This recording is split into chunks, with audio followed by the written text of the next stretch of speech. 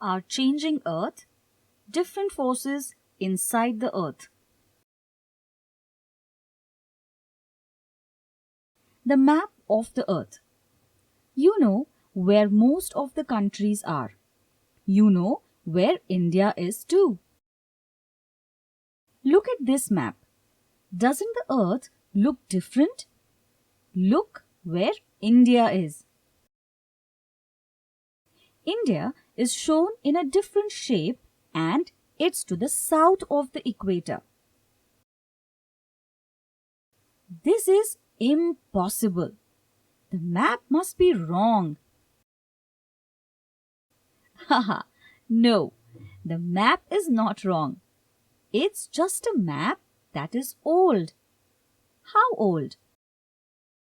This is how the Earth looked 65 million years ago. Earth 225 million years ago.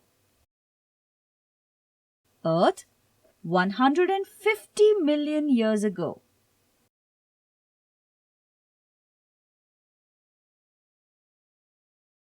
Earth today. Our changing Earth. Each land piece that has moved is a huge continent. They have moved very slowly over many years, as you can see. This motion is called Continental Drift, and these continents are still moving. So, today's Earth map is also not final. Continental Drift. How are these continents moving? To understand that, think about the layers of the Earth. The topmost layer is the Earth's crust, which is solid. The next layer is the mantle, which is liquid. It is made of melted rock. So, the solid crust floats on a layer of liquid mantle. Also, the crust is not one big piece of land.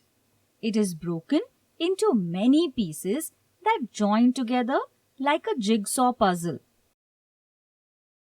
These pieces float on the mantle. Some move towards each other, some move away from each other. The movement is very slow. That is why we don't feel the movement.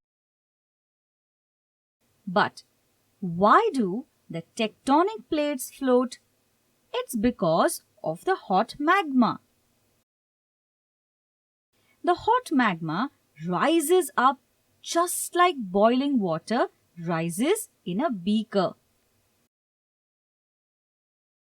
The crust is much cooler as compared to the core. So, the magma cools down after it rises up. Cooler magma is heavier than hotter magma. So, it starts to sink down again. Again, it heats up and rises. So, the magma kind of moves in a cycle all the time. The plates on top of the magma move as the top magma layer moves too.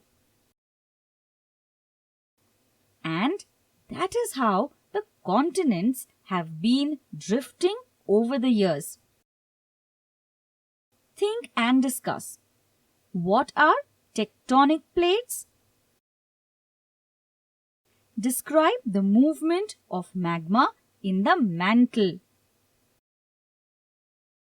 What is continental drift? Explain how the movement of magma causes continental drift. Forces on the Earth. There are two types of forces which change the surface of the Earth. Forces that act from the inside of the Earth. forces that act on the surface of the earth. Forces that act from the inside of the earth known as the endogenic forces. Forces that act on the surface of the earth, exogenic forces. Earthquakes and volcanoes act from inside the earth. Earthquakes and volcanoes are endogenic forces. Endogenic forces can produce slow as well as sudden movements. Earthquakes happen due to sudden movements. Volcanoes and earthquakes are sudden endogenic processes that happen due to forces from inside the earth. Volcanoes and earthquakes cause massive destruction on the earth's surface. River, wind, glaciers, etc. cause a lot of erosion and changes to the surface of the earth.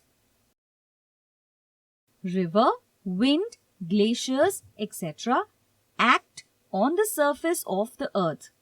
Therefore, they are exogenic forces.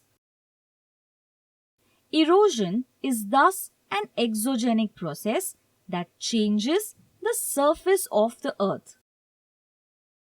Deposition changes the surface of the earth too. So, deposition is an exogenic process too. A sea arch is created due to the exogenic process of erosion. A sand dune is created due to the exogenic process of deposition. Moraine is created due to the exogenic process of erosion. Think and discuss. What are endogenic and exogenic forces? How do endogenic and exogenic forces modify the Earth's surface?